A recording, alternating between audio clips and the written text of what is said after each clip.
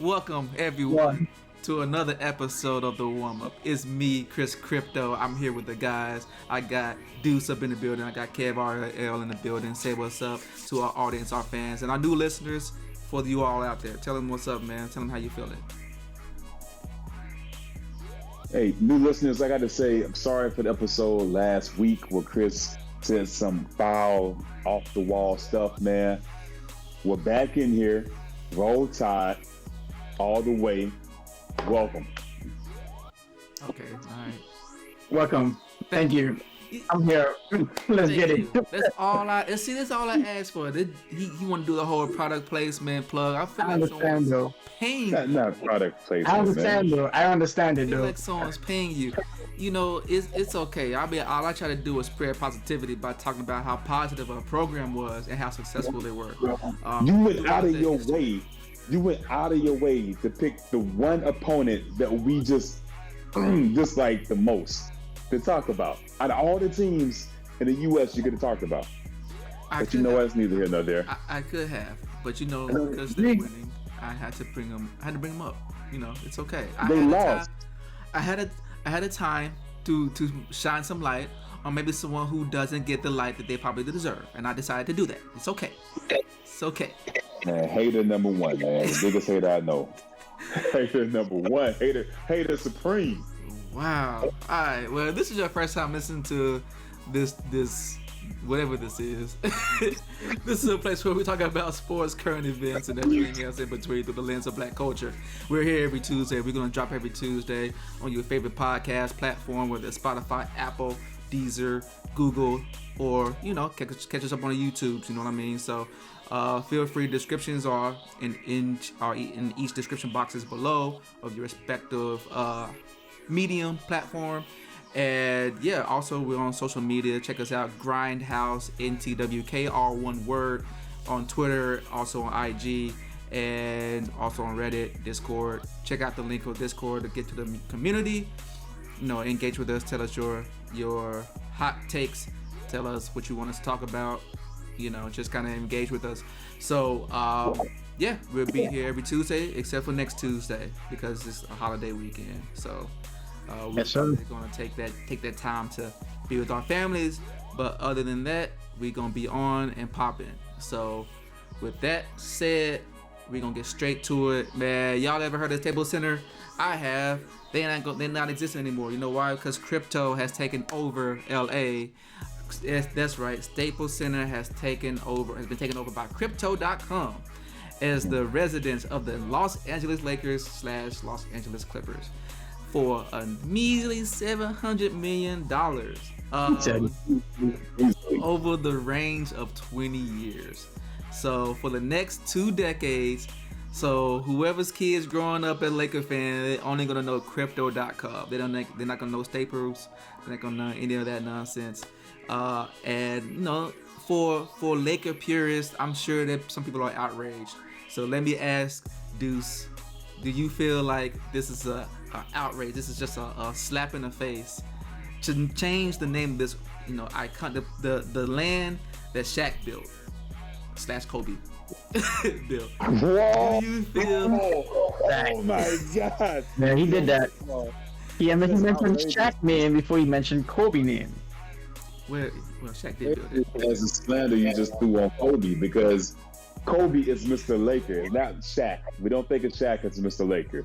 We think of Laker Nation thanks Mr. O'Neal for his contributions, but Laker Nation's heart is with Kobe. Everybody knows that. But back to the question at hand.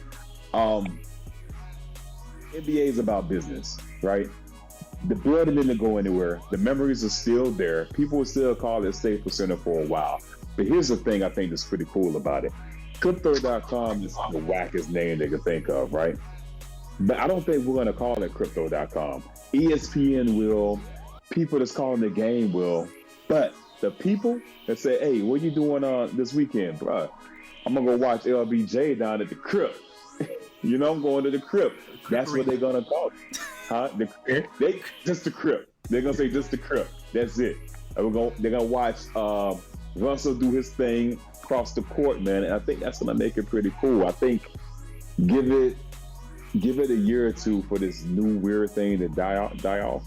And it's gonna be just the Crip and pop culture. Somebody's gonna rap about it. Watch. Okay, all right. Kev, what do you think? You think this is a slap in the face for LA fans? Just change the name.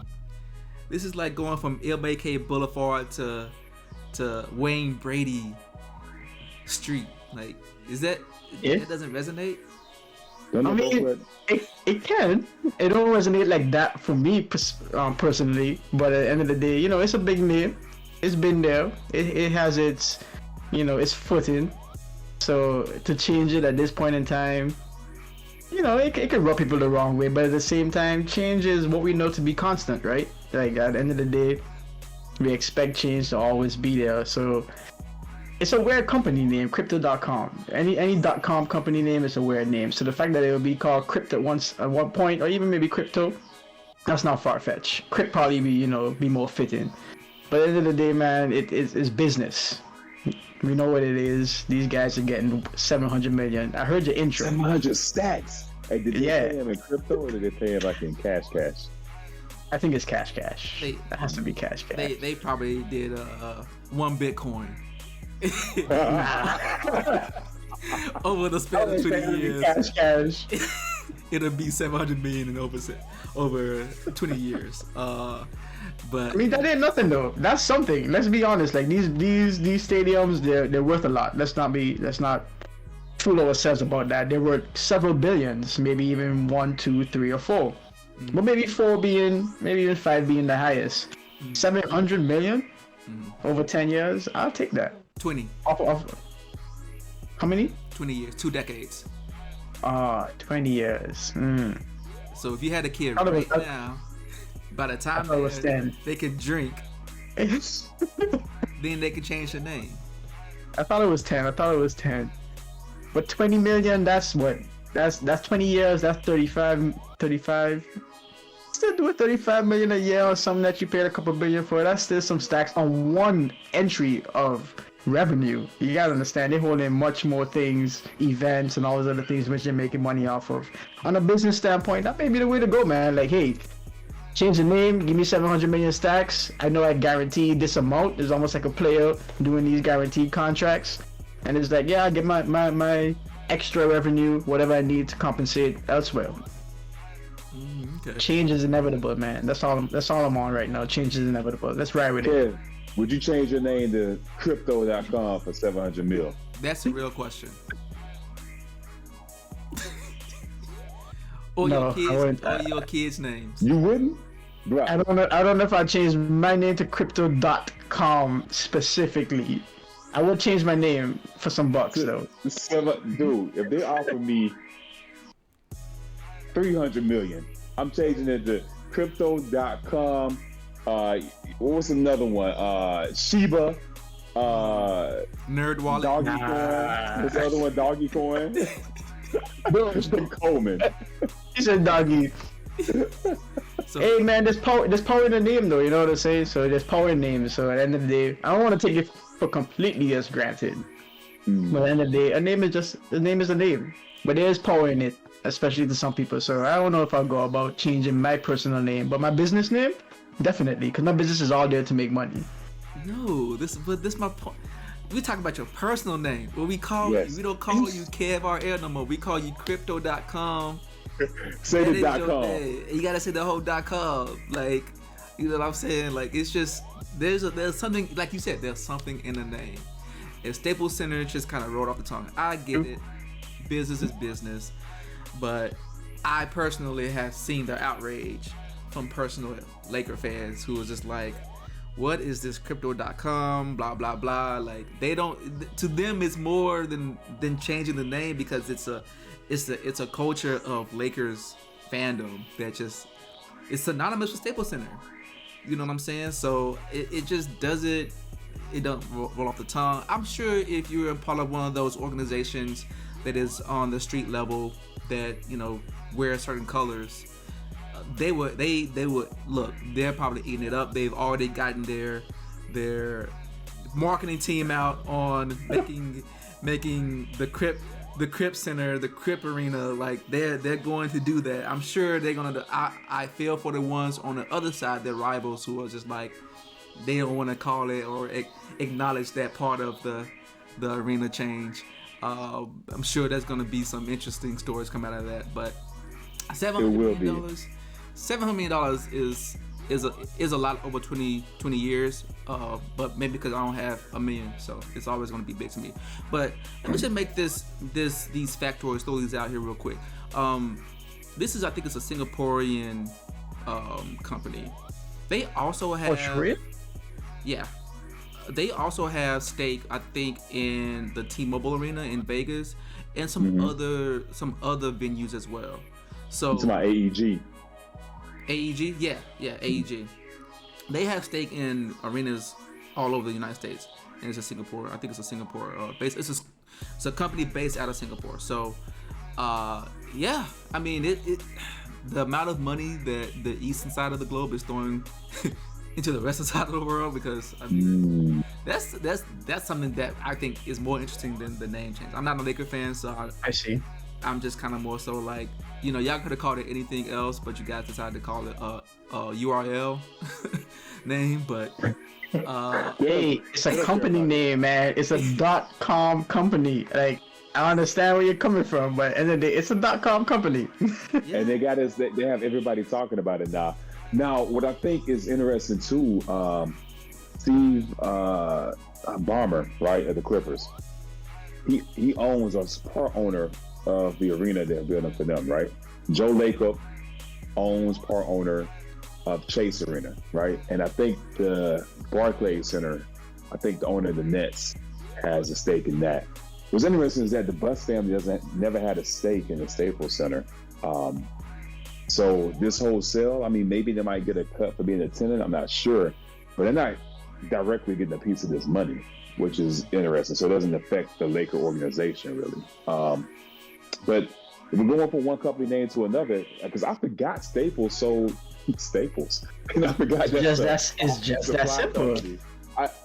You say Staples to me, I instantly think of the Lakers home arena. I do not think about the competitor, the Office Max. You know, say, yeah, they there you go. That company. Yeah, there you go. All these centers are usually company names. So I mean, at the end of the day, these are weird company names in some instances, and this one might be one of those ones that seem a little bit off, but it doesn't go against the current trend of naming your stadium after the biggest sponsor. And then boys them are offering up 700 million stacks. Like, they're like, yo, I'm putting it out there. Get my name on there, please. And thank you. Alright, capitalist Kev.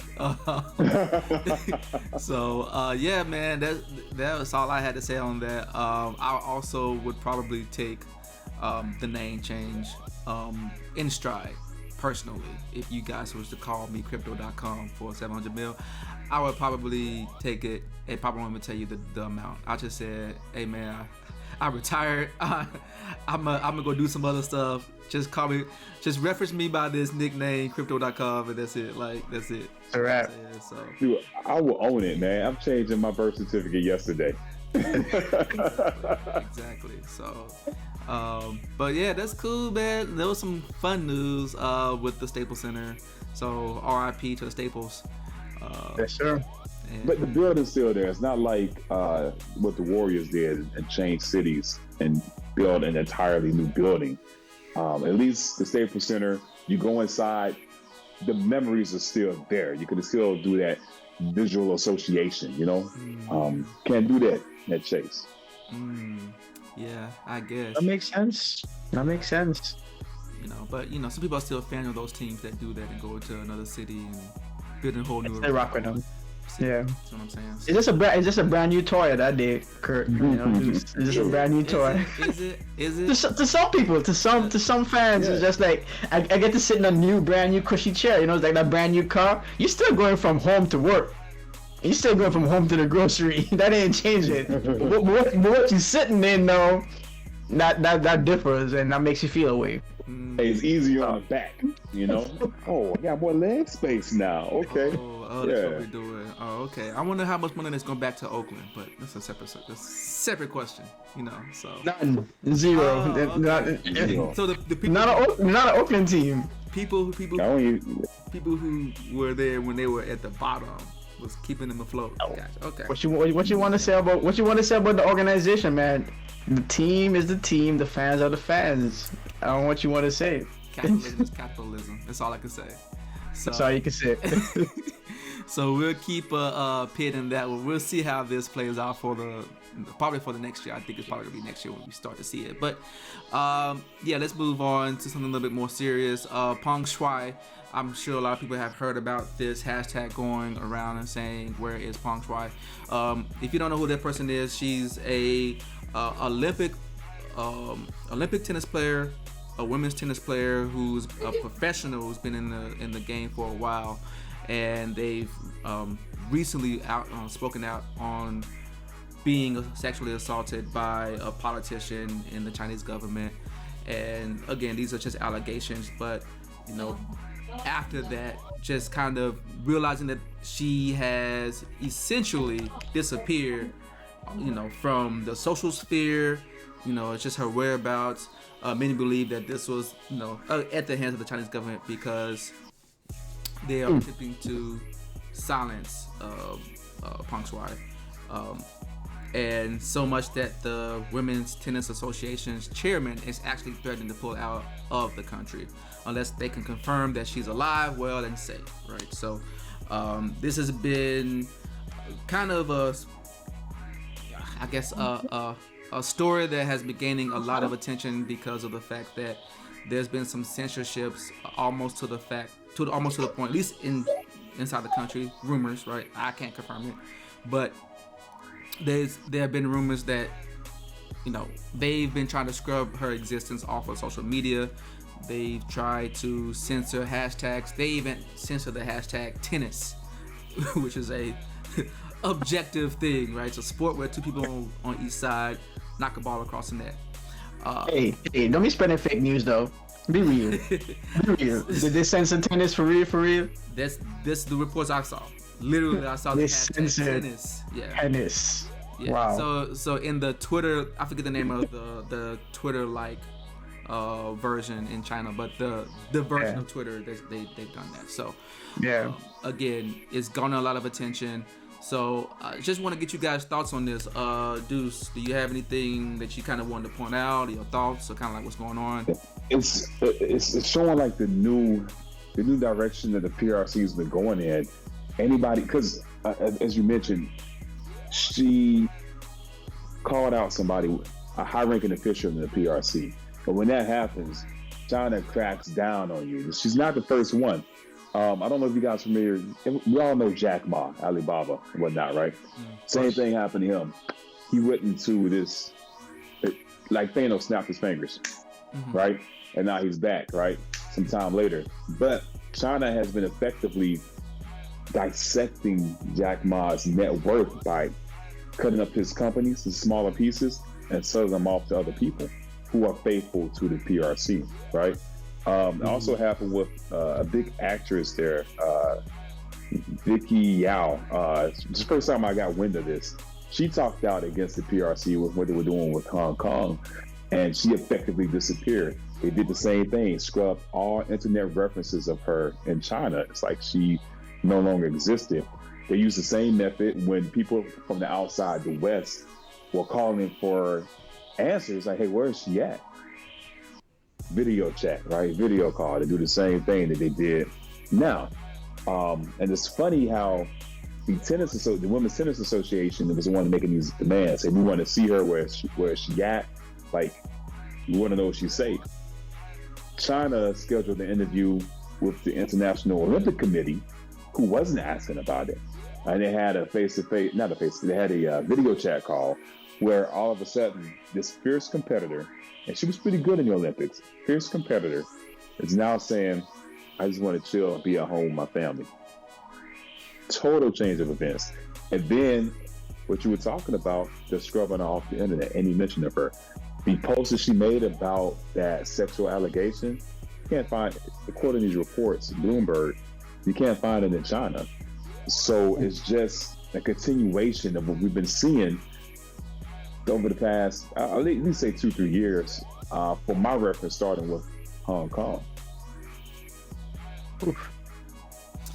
Yeah. That video which you speak about, the video call, is that the one where it was shown from the president or someone's standpoint and they're talking to her, or was it just her directly? No, it was her talking to the Olympic president chair, but there were also other people in the room with her. So it wasn't like she was. They let you know she wasn't in the room. She was isolated. Yeah. Yeah.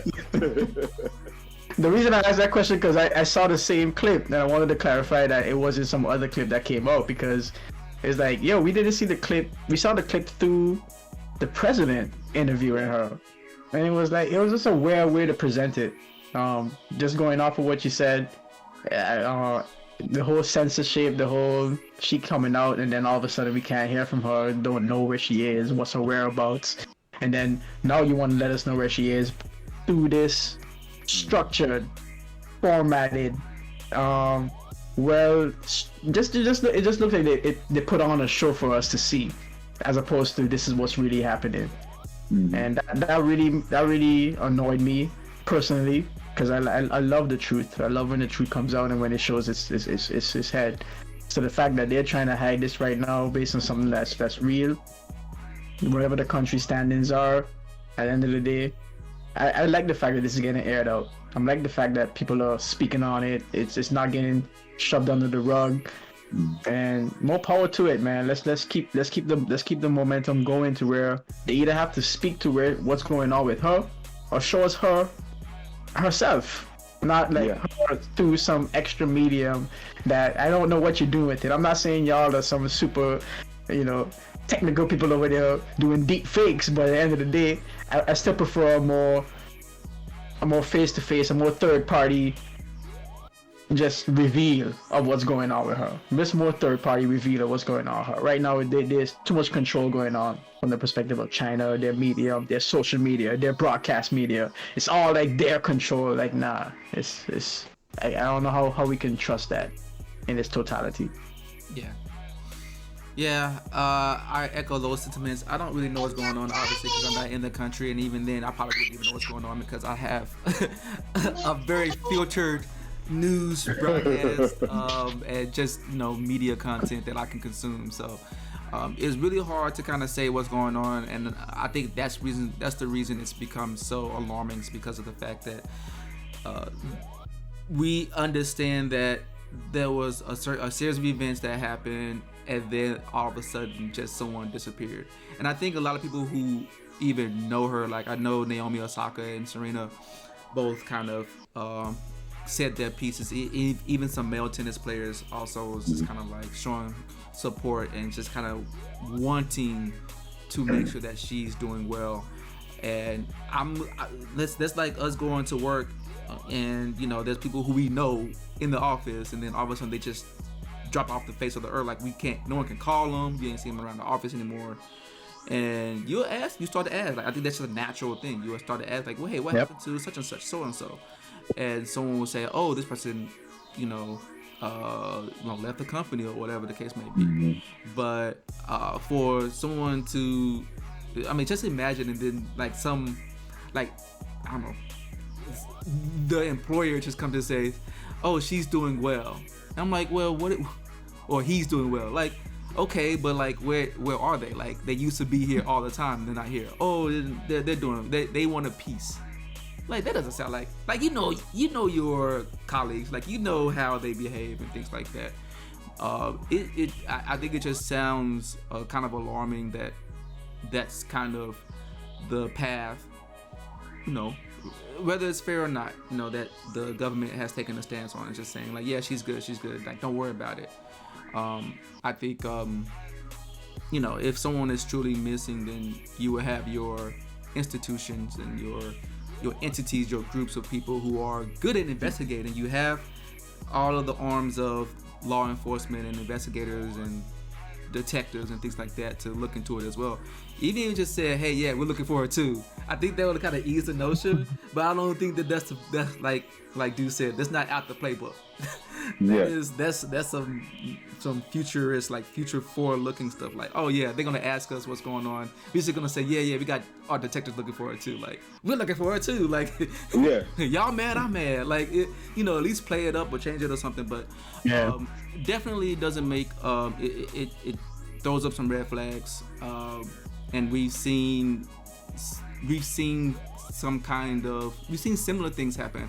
I remember the lady, I can't think of her name, and I can't even remember the country, but she seeked asylum because she was speaking out, being critical during the Olympics about her country, some of the human rights stuff that was going on there, and the coach pulled her from the competition and told her to go home. And I think her mom said, don't come home, because if you come home, you're not, it's not going to be good. So she started to like seek asylum through the International Olympic Committee. So we've seen some stuff. I mean, so we know that kind of thing happens. I just hopefully we get to the bottom of it expeditiously, and we can find out what's going on with this tennis star. Yeah, I feel like they're trying to unveil us. The unveil we love is there one season, the next season we got a new unveil, right? That's what they did, and they just want us to swallow it and keep on moving. And like you said, I'm glad people are asking the questions, man. I mean, they're using their platform the best they can, asking these questions and trying to show some type of proof. There's random photos of her showing up on some of the state-run media, like she's at a tennis court, but there's no date next to it. There's no mention of her. It's just like, boom, there she is. But there's so many questions, right? Mm-hmm. It's a playbook. Yeah. So I want to touch on this. Go ahead. Sorry, Chris. I want to take it too much off course, but just a little bit in a tangent, but just with the same country in the talks. And it's Kanto. He's been in the news a bit lately because of his remarks towards King James. I said that on purpose, LBJ. But at the end of the day, he received similar. I'm trying to say he, but the organization received similar censorship whenever he came out with his shoes or whatever it may be for Tibet and the Tibetan independence. Mm-hmm. They banned the broadcast on their network, like the Celtics games. Yep. And at first, when I first read the article, it was NBA games in general. And then I came across one that says Celtics games. So I don't know which one is true or not true, but at the end of the day, this whole idea of blocking what we don't like or not letting you know what we don't want you to know, it just seems to be a method by which they go ahead and exercise their so-called dominance or whatever it may be. But this isn't foreign. What we see right now is not outside of their norm. Yeah, no, that's very true. I forgot that little tidbit where they banned that broadcast of the Celtics Lakers game, and it's funny because I think it. Actually, there's a couple of things. One, I actually seen a demonstration out here before I even knew about it. Like, so when you mentioned the Tibetan community, they were protesting and marching in San Francisco. And I wasn't going there for the protests and the marches through the streets. I was at a brunch spot and I came out. Oh no, I was waiting in line, and we had to wait outside. And that's when I saw it. I was like, oh, I didn't even know that there was even a thing like going on. So I mean, I'm glad that they took the time out to broadcast that. But I guess to Enos Canda's point, there may be some validity to that, because this is my second time hearing about that community kind of being shafted, so to speak, in layman's terms, and I say that very loosely with respect to the Chinese, I guess, communication, or just how they're dealing with that community. So what should we do? Like, is there anything that we can do, or that you would like other organizations to do? Or do you think that this is something that is outside of anyone else's power to influence some of the behavior that we've been seeing lately. I guess from outside looking in. I worked for this guy one time. He asked me a really good question. It's a long-winded way of answering this one.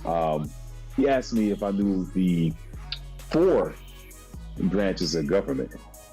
And I'm gonna ask you guys, do you guys know the 4 branches of the U.S. government? I was only taught 3, so the 4th Congress. one, it's executive, judicial, and legislative. I don't know what the other one is. So I said the same thing, right? I was like, in my mind, I'm like, this dude is crazy because there's only 3. But he said the people. He said the Constitution starts off, "We the people," right?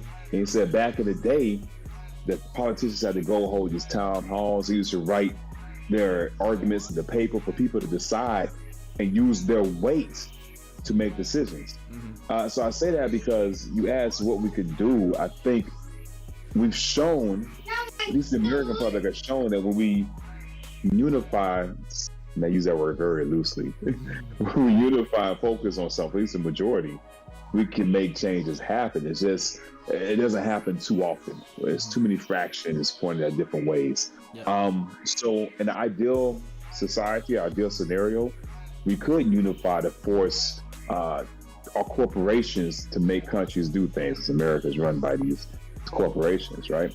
But realistically, the best we got is like in this Cantor calling things out, using his platform the best he can, and other individuals, like we're having this conversation now, somebody listening, we're educating them, right? At least inspiring them to do their own homework, right? Don't take our word for it. Do your own research. Mm-hmm. And that's the best we can do right now. It reminds me of Cornelius West. He spoke in the Bay a while back. I can't think of the college Stanford, he was at, but Berkeley. No, it was a small one. Davis. Huh? David. No, it's a real small one, man. It's just in the Bay. But anyways, somebody asked him, why doesn't he do more for like social change? He said he sees his role as inspiring the conversation and getting into the minds of people who are better suited to take action than he is. I see. So, and that's an important piece. Sometimes you have to have these conversations to get it to the people that can make change. Mm-hmm. And I think that's the best to do right now. Gotcha. Yeah, that's a good point. Go ahead, Kev. No, I don't disagree with that, man. I think I've heard some people call themselves multipliers. I think that may be the context in which they refer to themselves in that they have the ability to multiply an effort. So take whatever you're doing and make it some factor of what it was. But I think there's also a case for I guess adders, the sums, the people who just do plus. So if you start with 0, who does the +1? You know what I mean? Because 0 times anything is 0. So someone has to go from 0 to something before the multiplier can take effect. And at the end of the day, going back to the original question, what we're doing right now, I think, is what we can do. Serena Williams, Enes Kanter, everybody that has a platform are speaking out. Anyone who has ears, speak, because there will be ears to listen to what you speak. I could talk to you guys all day on this platform. We might get some viewerships on our YouTube, Anchor, and all the other platforms in which we're on. But at the end of the day, we can only reach so much of what we are able to reach. Mm-hmm. So everybody who's doing what they're doing is contributing to what we can do, which is reaching their community with a voice of reason, with a voice of sensibility, I think. Just to be like, hey, where are you? Are you okay? Can we just get that? Like, we're not asking for the whole world for a statement of saying, can we get an okay from you, and not through some second, third, fourth, fifth medium. Let's just get it directly from you and that you're okay. And when you have this response to what you've done, which is accuse someone of something that's, illegal and all these other things and bad and whatever, you've accused someone of something very wrong. Now, this is the response. I shouldn't say this is the response, but this is what we see come after. It's hard to not see that as a response. I'm gonna put it that way. It's hard to not see what's happening now as a response to what she did, because her life wasn't turned upside down before all this came out. And all of a sudden this came out and now it's turned upside down. So I think we're doing what we can do right now at where we are. Maybe there's always more that can be done. I will never leave that out. But we're exercising as much as we can. I think we're doing a good job right now putting it out on our platform, Grindhouse. Big up to all the listeners right now that's listening and hearing this. Go ahead and spread the message that we're not about silence. We're not about censorship. We're not about anything that relates to putting someone down. That's not what we're about. So let's just keep speaking up as individuals, as platforms, as small communities like what we have on podcasts, and let's just keep make the movement grow bigger and bigger from the grassroots. Yeah, that's good. Yeah, go ahead. Go ahead. No, you got it. Now I was gonna say just the roll back the Cantor's Point, because I think some people know about Cantor's Point. His shot at LBJ, right? Nike's had some possible alleged practices. LBJ is the biggest spokesman they have right now, and his biggest active. Tip your hat to Jordan. And he's saying that LBJ is not doing enough. Let's not detract or forget about the things that LeBron has done for the community, right? When Trayvon Martin's life was taken way too soon, he was one of the first major figures to do a demonstration on the court on TV, right? For everybody to see. He's giving money to neighborhoods. He has the I Am Promise Academy, right? He's doing a lot of things. He even went toe to toe with his own president, right? And this character's in the battle with the president of his own country, but he's in America. There's a little buffer there. So I don't want to detract from what he has done, because I can't think of another athlete that's done as much for social change than LeBron James. Modern athlete, let me put it that way, because modern athlete, I can't think of anybody else. Yeah. No, that's a good point to pull up. And again, LeBron has put a lot of his resources and time into things that he found passionate, that he wants to become activated against. So hopefully people who hear this, or people who hear about what's going on in China, are also activated, or it's enough to activate them to do something, to say something, whatever it is that you're willing to do. Obviously, we don't have the financial fluidity like LeBron does to put his money in places to work for him. So we can only. I mean, if crypto hollers at us, me and you, Chris, will be paid. Kevin. They only give you like 50,000 because you're not. I know what you're talking about, man. I'm in there. I'm all crypted up right now. I'm crypted up. No, we got it on tape. You said you're not changing your name. You're just changing your business. I'm not changing my name, but my wallet is filled though. My wallet is stacked. Let any of those cryptos turn to $1, I'm walking out of here a billionaire. Let it be known.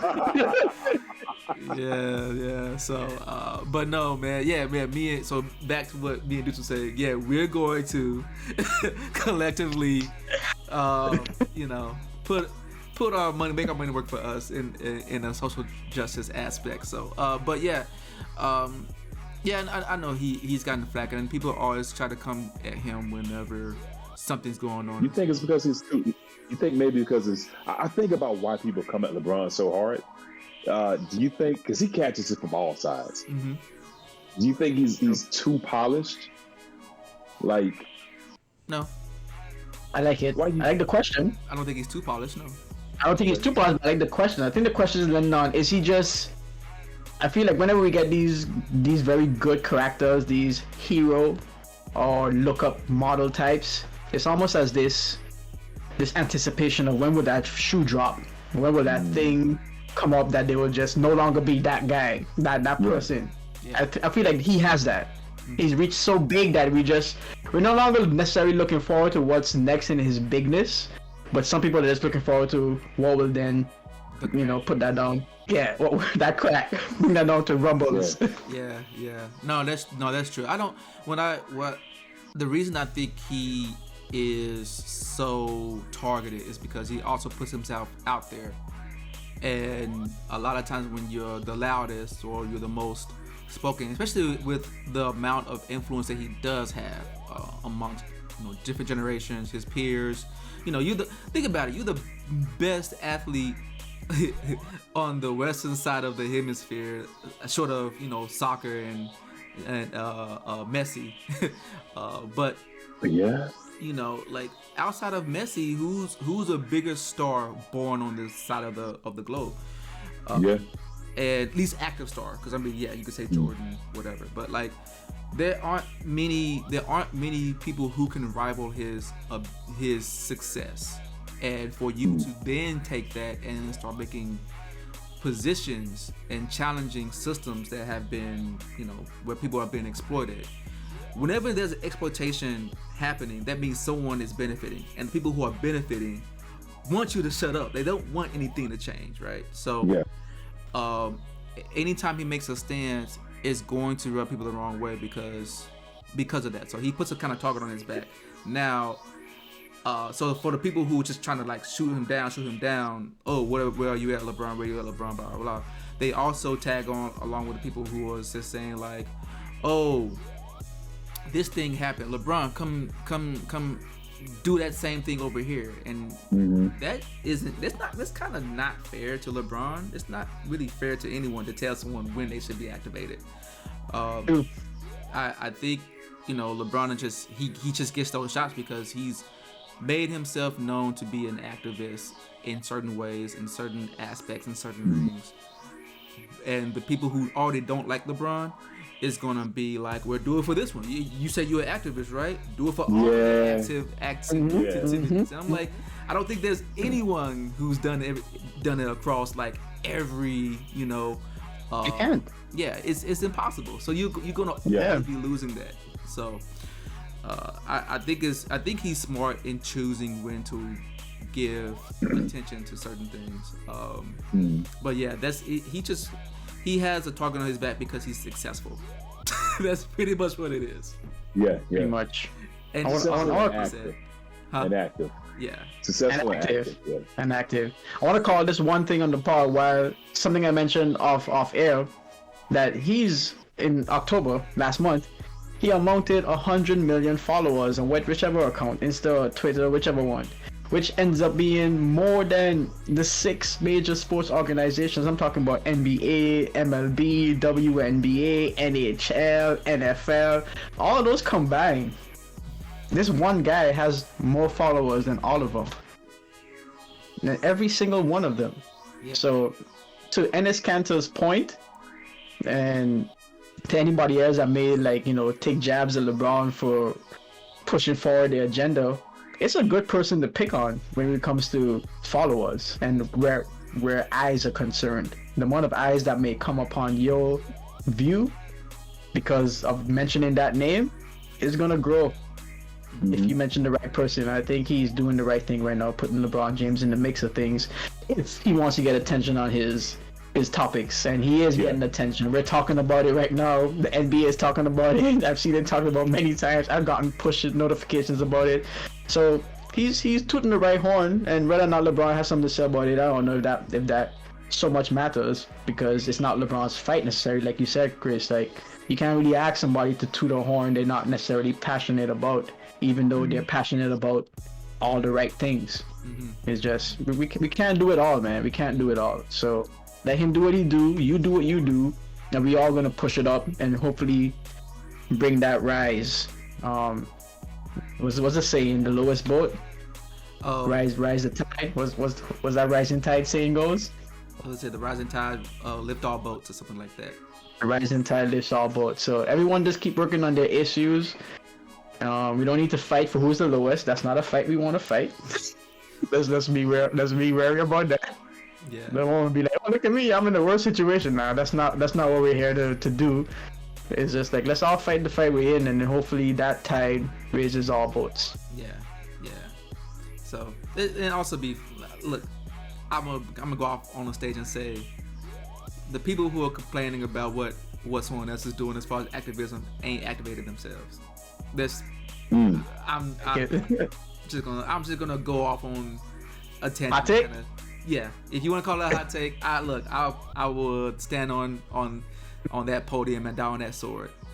I'll stand with you. I'll stand with you on that one, man. I'll stand with you on that one. Because if you're activated, you ain't worried about what someone else is doing. You just doing what you're doing. Right, man. So, any last words on this before we wrap it up? Go ahead, Kev. Let's start with you. Like, I know you got a factoid that you're gonna give us, right? Or do I? Pretty sure he does. Or do I gotta find one? Hold on, because you said go ahead, Kev, and you asked for a factoid. So who are you talking to, man? No, I said I know you got a factoid. I said, Oh, you already know. Okay. I stay ready, so I don't have to get ready. Okay. All right then. So let's go ahead and kick it off. We'll let Kev preach. He's basically saying, Deuce, I'm the undercard. So he said, I let the undercard go, so you know you can get You your the main strength. event, bro. You the main event. I didn't say that. That's all he was saying. That's all he was saying. In summary, that's what he was saying. Oh man. But I know when this is about to drop, man. So to all the viewers who stick with us, who watch us, who tune in every week, happy Turkey Day. You know what I mean? Give thanks, graciousness, gracious period. You know, remember where we came from, where we are right now. Remember where you were, where you are right now. 2020, 2021, things have changed.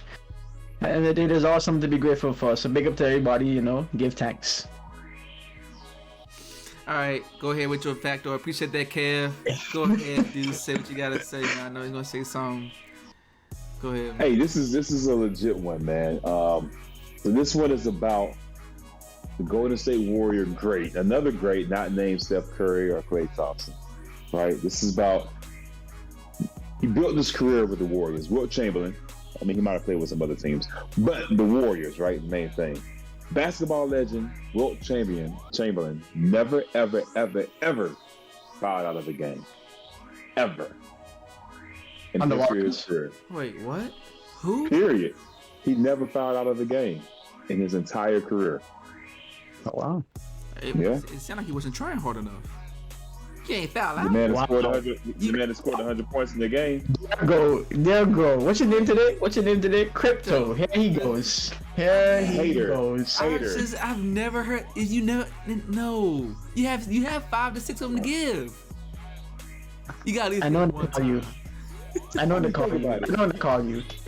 Back in the day, you coming in the paint, you see Wilt standing there. You're not gonna go inside. They weren't going inside. You can't just have good hard D without falling. That's not I'm possible. not saying that, but it never fouled out. You just never pressed the boundaries hard enough. You never had like 5.5 fouls. Like He was Man. the boundaries and knew exactly where to press to not cross them. Yeah. Just get the result he needed. I guess so, man. I don't know, man. You know. So that's cool, man. That was an interesting one. That was way better than some of the other ones. That's some discipline right there. Everyone's been on point. I mean, except for last week. Last week's was garbage. Interesting. I let that slide. Interesting. You know what? I was gonna hit you with a factor, but considering that you've been so critical of mine, I'm gonna hold off and I'm gonna just repolish it. And then I'm gonna come back out, Okay. and then whenever Okay. if you ask it again, I'll just have it there. That's a good thing. That's a good thing. Yeah. You make it sound like he's being better than whoever that guy we talked about that wasn't pushing the boundaries enough like 2 seconds ago. Chamberlain? Defensively, apparently he was not. Have you ever heard of anyone to not foul out in their whole career? Even Tony Allen fouls out. Tony Allen Allen's fouls a out. stud. These guys can be aggressive sometimes, you know what I mean? You know. I'm sure Robert Parrish is fouled out. I feel you. I'm just saying. I won't go against what you're saying. I'm sorry. It makes sense. But I still disagree with it to some extent, though. But I fully understand where you're coming from. You understand but disagree. I feel you. That's Understand but disagree. Only because, now what happens if your defense is so skillfully executed? Is just, you can't get past me, man. Like, Yeah. I don't even need to press you to a position where I'm close to a foul. It's just my presence is enough. You know what I mean? Now I gotta see, like if He make people sell. I was gonna say now I gotta see if other people like James Harden has ever fouled out or Allen Iverson has ever fouled out. I gotta look I'm at. pretty sure Iverson fouled out, man. Yeah, I mean he just tried. So Wow. Okay. so anyway, Hey, James played pretty good D. We're gonna get into that next time. Who is the best offensively dominant player? Who is the best defensive, offensively dominant player? That's a lot. That's a lot to say. LeBron Best James. defensive, offensive. Okay, LeBron James. we get into that. Okay. We get into that. Ah, look at you. You broke him. Kawhi Leonard. I think he's better. Right now, like, he's retired right now. He's not in the league. Or how about this? Paul George. Have y'all seen Paul George play this season? He's doing. We're not talking about PG. We're not talking about PG. So we're not gonna talk about. Next week. We're not talking about PG. Okay. The week after next. So he's not. Happy Thanksgiving, everybody. Happy Turkey Day. He's not a franchise player. What you trying to say? He is. Oh, okay. He was a franchise player in Pacers. I just. For the record, Robert Parrish never fouled out of the game either. Okay. All right. Well, thank you. You should just say. You should just lay with that one. Robert Parrish. I'm just saying. The Timberland was a little better. That's fine. All right, well, let me go ahead and say my spiel, man. Thank everyone for joining. Happy Thanksgiving to those who are able to enjoy it with their friends and their family. And if you're by yourself, you can always phone Deuce. I'm going to give you the IG tag. Go ahead, hit him up. You know what I'm saying? He's going to be available for you guys to at least have some camaraderie for Thanksgiving. Tell us how you feel about what's going on in China, what's going on down there. Tell us about this whole situation with the crypto.com arena. Our Laker fans especially, I know y'all out there, you know. Go ahead, tell us how you feel. You can sign a petition to get that overturned. I'm there with you. I'm solidarity. I'm not even a Lakers fan, but I understand. And yeah, again, we drop every Tuesday. Like, subscribe, comment, tell a friend, 5 stars on the audio side. And yeah, we'll just leave it right there. And until next time, man, we'll leave y'all with the 2 fingers, man. Deuces. Sure.